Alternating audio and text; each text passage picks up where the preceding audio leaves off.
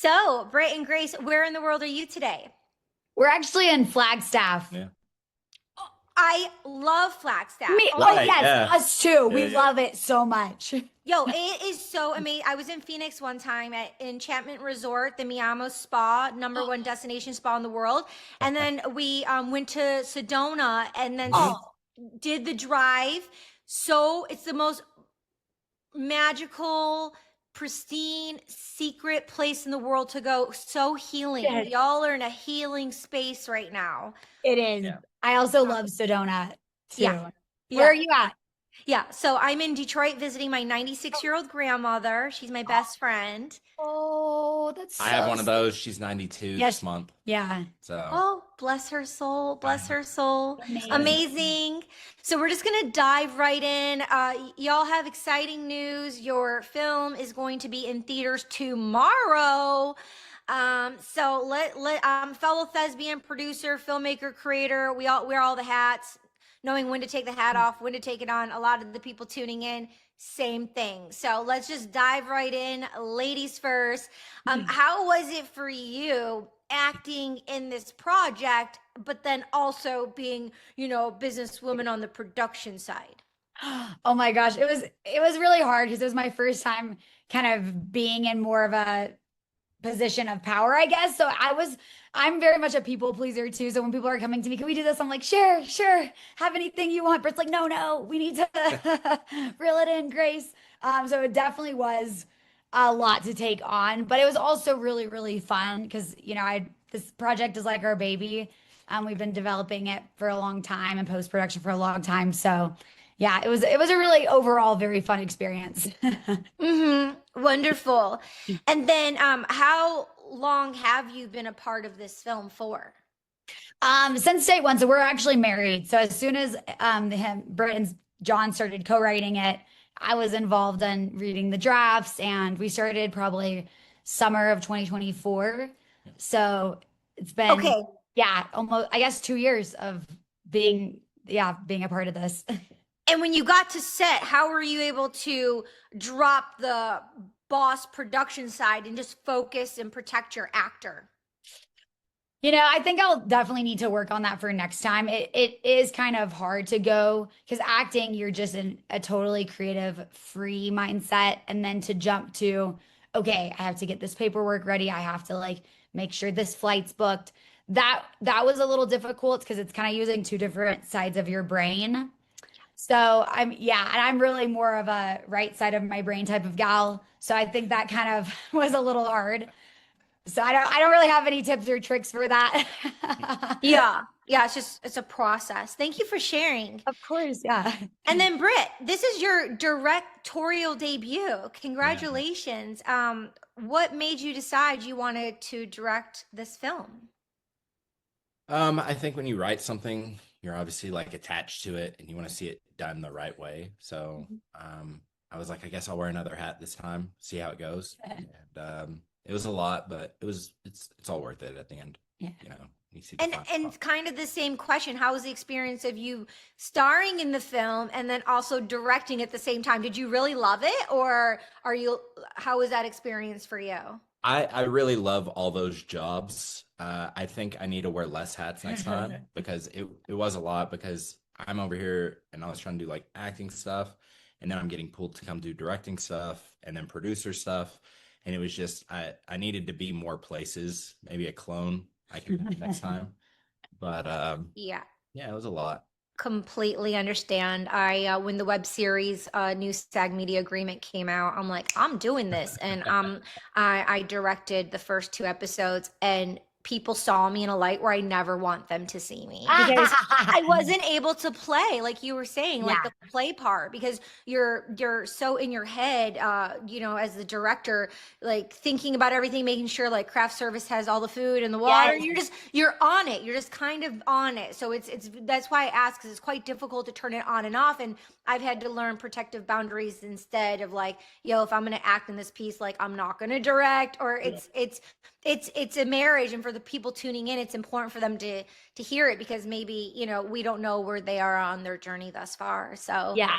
yay, very I cool. will say I will say one of the things I struggled with directing too was as an actor, I should have taken more takes, but I was worried about everybody else getting enough takes as a director.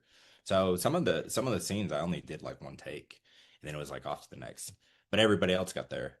Multiple takes. Yeah. Yeah. So But it shows your heart and soul, and like you were making sure that everyone else was taken care of. So yeah. that's the part in you of making sure everyone else is taken care of, and then Right. making sure as an artist we don't leave ourselves out, right? Right. Yeah. Yeah, Yeah.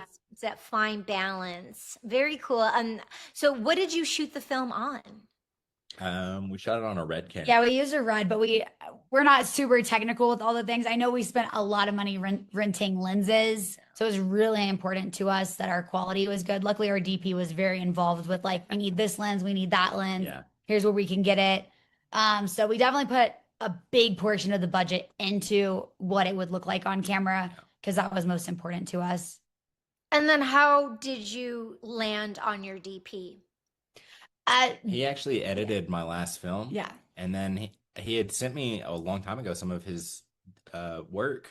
And I was like, dude, this looks great, man. Yeah. Like we should work together in the future on a project. And then when this rolled around, he actually helped me write the script. So Yeah, they were co-writers. yeah. Yeah. Oh, yeah. yeah. He's the And so co-writer that's a and the real- DP. So that's a Yes. really interesting thing to have the director and the DP writing because the vision is on point. It's so on point. Like you don't even have to communicate what you're wanting because you're there. Did you have the budget completed and shot before you got distribution with Atlas? Yes. Yeah. So Atlas we attached after we filmed. So we were like total indie. Yeah. No distribution attached, nothing beforehand. Well, that's been the buzz and the vibe for this year at Cannes Yeah. and Tribeca. People saying, creators are they used to go with the trailer and like a teaser and then pitch it. But now people are doing what you just did. We're Yeah. just making our own stuff, making it however, and then full. Yeah. Even a TV series and then getting the distribution after. So why did you decide to take that approach? I think there's less hands in the pot in the mixer. And I think it'll turn out better. Yeah, then because we were the only really creative producers. I mean, obviously our DP John was heavily involved as a co-producer. So the vision was like just us three putting this together, which was super fun. So you didn't have people telling us like, well, we think it should be like this, or we think it should be like this. So we really enjoyed that creative freedom. So was the funsy part of like casting because like since you're on the production filmmaker side, but then like you're like also acting, so you're like, oh, this is my dream actor to work with. How was the process of like finding your supporting talent? So I found Miles. We were watching Tulsa King, and I was like, man, I really like that guy for O'Shea. Like we should. And basically, they had the same management company, so we had a leg in. With Mike, who played Adams. Y'all had done a we did a movie. Lifetime movie together. And I saw him in that like years ago, and I said, "Who's that guy?" And she was like, "Oh, that's Mike." Blah blah blah. He's such a nice guy. Da da da da da. I was like, "I'm gonna hire him in the future," and it's just kind of been dormant back there. Yeah. So I just reached out. I'm like, Mike, are you free? So we already knew him, and then Nico was our only one we did a casting process for, but we knew just from his headshot that he was our guy. I was Really? Yeah. I was scrolling through these kids. There's like hundreds of these auditions. I'm just scrolling, and then I stop, and I'm like, "That's the kid." I'm like, we'll still audition them. We need to see. Yeah. But I mean, he was also the best. So yeah, Britt has really good intuition with casting. So it kind of makes it easier. So he really looked like his headshot. Yeah. He did. He did.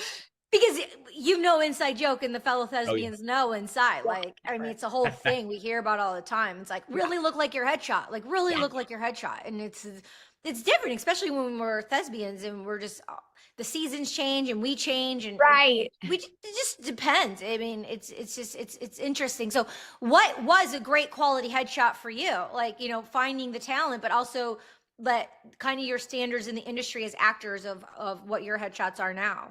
Yeah. I think having really, like, I think for Nico, we could really see the depth in his eyes that he was going to have the emotional bandwidth to do what we needed to do. So I think, I don't know. That's what I always say. I'm like, it's all about just like acting's all about the thoughts. I think it's important when you're doing your headshots to remember, have thoughts, have like think the camera can see everything. So, and I think that really stands out to us when we can see their eyes and really say, okay, yeah, they're giving us something more than just a pretty picture. And it was digital. They're all digital headshots that you looked Yeah. at, right? And how many Yeah. did you go through if you remember like around? Probably around 1400. 1400. Yeah. Okay. So it was visually. And then what about the aesthetics? Did it have like a, some have like that clean vibe, or sometimes they have a film vibe. Like how are the aesthetics with a lot of headshots that you saw, particularly for your horror film? A I think, lot of them are like real smiley, yeah. I will say. Yeah. But And they were clean. yeah, I think we clean. saw most of them were like clean. Clean. But yeah, but more, yeah, I think the expressions are important. I think especially when you're casting for kids, a lot of them maybe submitted their commercial headshots versus their film headshots. So Oh, that makes Yeah. sense, right? yeah. A kid with a butcher knife, like that's hilarious. This kid's way too happy. Yeah. Yeah. So, just kind of switching gears for inspiration of what led you to like who and what you've become now. Inspiration of a book you would tell a fellow thespian starting out, a filmmaker, a producer, like read this book. This person's a mentor for me. Someone who's inspired you along your journey for educational going into 2027. Oh, I really love Jenna Fisher's memoir. Have you read that? No. Oh, it's I forgot what it's called, but it's like such an inspiring book because she was auditioning for 10 years, and at year 9 she was about to quit, and she told her management company, "I'm quitting, I'm done." And then he was like, "Just give it one more year." And then that year she booked The Office, and like right on that 10th year, and she gives a lot of detail, and there's photos of her like jumping in the pool when she like booked the role, and how she was working like 3 jobs, and she I don't want to get too like away the whole book, but I remember she had got like 2 lines in a play, and she was kind of annoyed by it because she was driving 2 hours and working 3 jobs, but that going and doing that effort is what got her the manager. He saw her in the play with the 2 lines, assigned her, and then he's the same one who got her the office. So it was cool. She was just saying, like, just show up even for the small things and give it your best foot forward, because you never know when that's going to come back around. So that's definitely a book that I loved. First time I've heard that on the show. I really appreciate you Really? sharing that. Yeah, Really thank good. you. Thank you. I think that's really it was a great one. Thank you. Thank you. Yeah. Yeah. I've had a couple that have led me through like different parts, but when I got out of the army, I saw that Clint Eastwood and James Dean had used their GI Bill to go to filmmaking school. So that's what I did. And then Sylvester Stallone's another one where he just kind of like took the reins and like went and did his own thing, and that really inspired me to get into filmmaking and making my own stuff. And yeah. Okay, thank you for sharing. And I know it's putting the cart before the horse, but I mean, Yeah. could it be a franchise? Could there be a part 2? We don't We know would yet. love that. We would love that. We've been getting that a lot. I'm like, we would love to continue on with the story if, if we get the opportunity to.